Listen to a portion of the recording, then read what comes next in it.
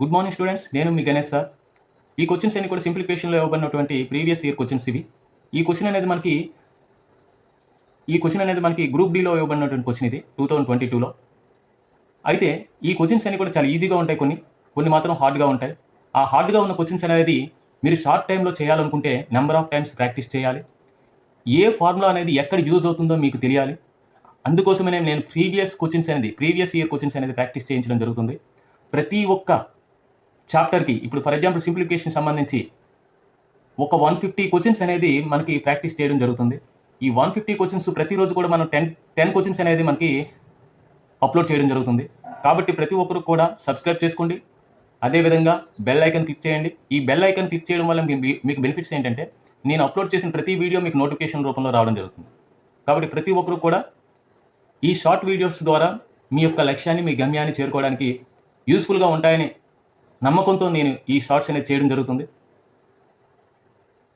ఇప్పుడు మనము ఈ క్వశ్చన్లోకి వెళ్ళినట్టయితే find the value of 4 power minus 5 is divided by 4 power 7 into 4 power minus 6. ఇప్పుడు మనము ఈ ప్రాబ్లం చేయాలంటే బడ్మాస్ రూల్ గుర్తుండాలి. బడ్మాస్ రూల్లో ముందు డివిజన్ చేయాలి, తర్వాత మల్టిప్లికేషన్ చేయాలి. ముందు డివిజన్ చేయడం అంటే 4 power minus 5 by 4 power 7 into 4 power minus 6. ఇప్పుడు 4 power 7 అనేది పైకి వెళ్ళింది అనుకోండి, 4 power minus 5 into 4 power minus 7 అవుతుంది. అంటే 4 power minus 7 అనేది డినామినేటర్లో ఉంది, న్యూమరేటర్లోకి వెళ్తే 4 power minus 7 అవుతుంది ఇంటూ 4 power minus 6.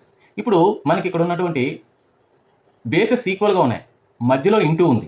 అప్పుడు ఏం చేయాలి?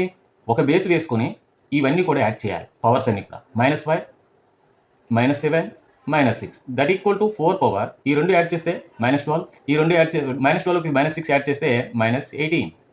4 power -18 option A is right answer. ఈ విధంగా మనకి కొన్ని ఫార్ములాస్ తెలియాలి. ఏంటి? బేసెస్ ఈక్వల్గా ఉంటే పవర్స్ని యాడ్ చేయాలి అనే ఫార్ములా తెలియాలి.